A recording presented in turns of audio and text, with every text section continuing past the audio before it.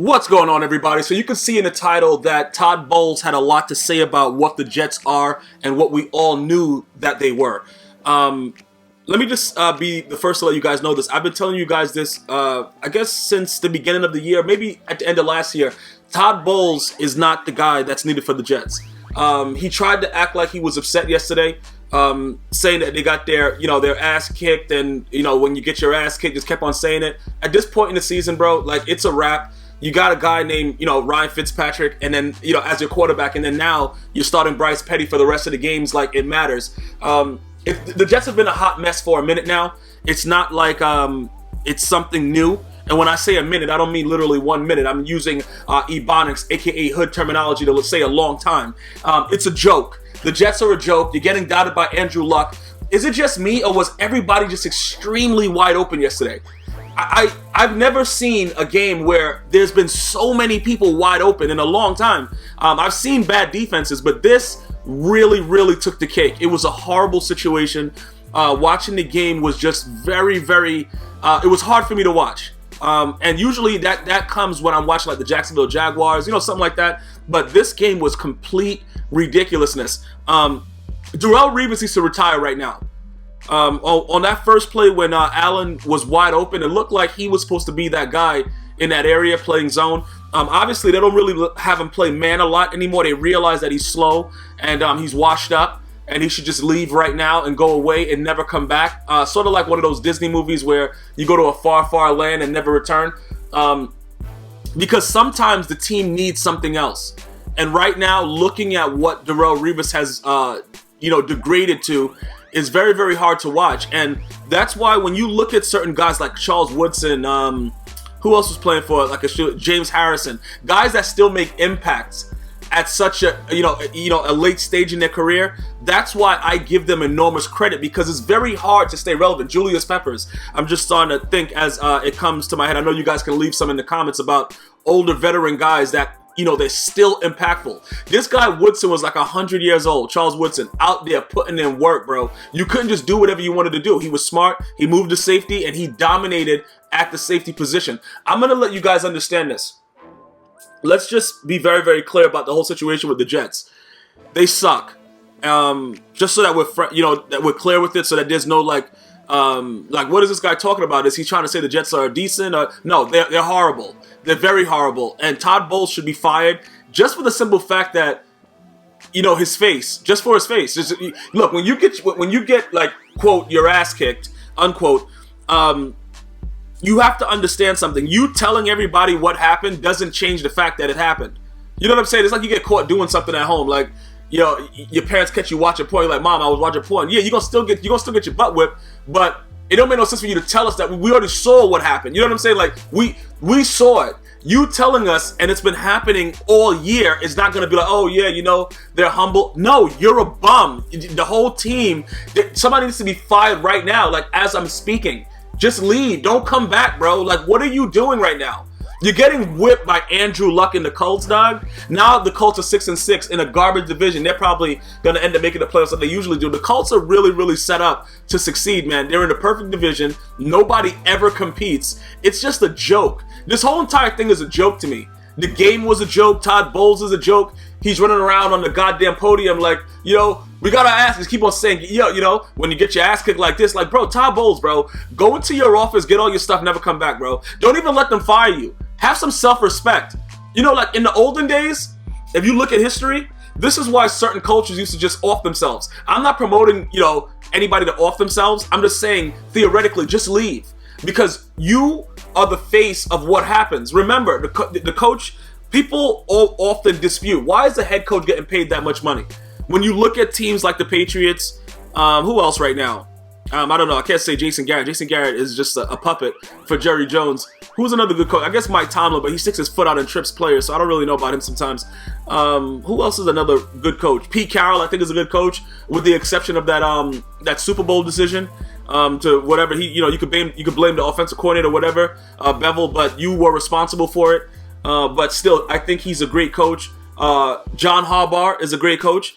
Guys like that get paid, I don't mind, because they kind of put their personality into their team, and their team, for the most part, has guts.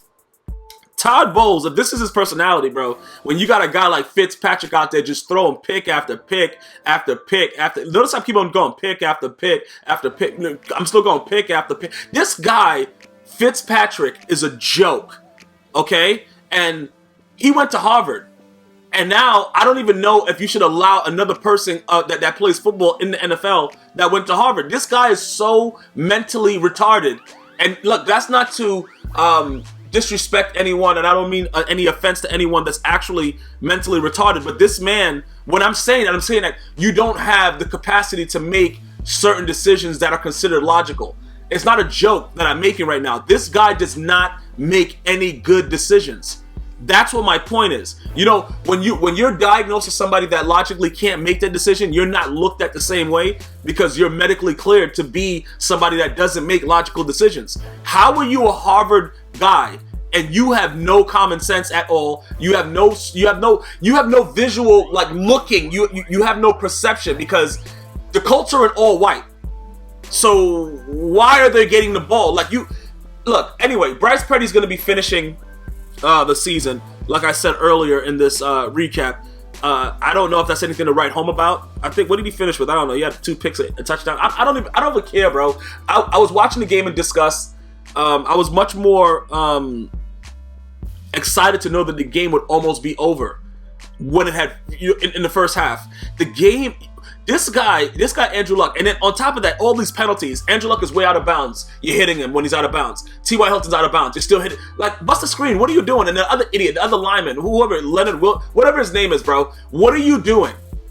What is exactly happening? Because all that's happening is you're ensuring that this guy is going to be fired.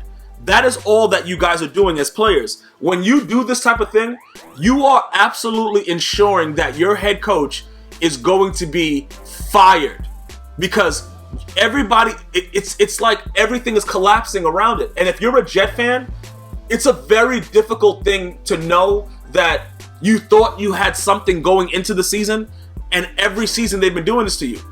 And it's just, I don't know how to explain how it is to watch, because I'm not a fan of the Jets, so it doesn't really matter to me. But a lot of my friends are Jet fans, and they're like, yeah, let's go, we can do this, we can beat the Colts. And you think you can beat the Colts because most times when you see Andrew Luck play, you know that a Pop Warner team can beat them, and you're like, you know what, the Jets, they got a decent defense, they should be able to handle their business.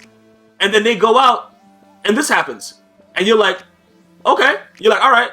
What I'm about to say, the who that? No. They are what we thought they were. And I just want to be very, very clear. Todd Bowles is a complete jerk-off.